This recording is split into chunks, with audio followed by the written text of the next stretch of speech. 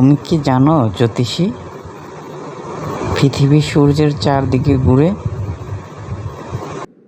আমি জানি মনস্বী, কিন্তু আমাদের সব ধ্বংস হয়ে যাচ্ছে আস্তে আস্তে। পৃথিবীর মানুষগুলা বড় অদ্ভুত, ওরা সব গাছপালা কেটে ফেলছে। এর ফলে কার্বন ডাইঅক্সাইডের পরিমাণ যেভাবে বাড়তেছে, পৃথিবীটা একদিন ধ্বংস হয়ে যাবে, আমরাও ধ্বংস হয়ে যাব।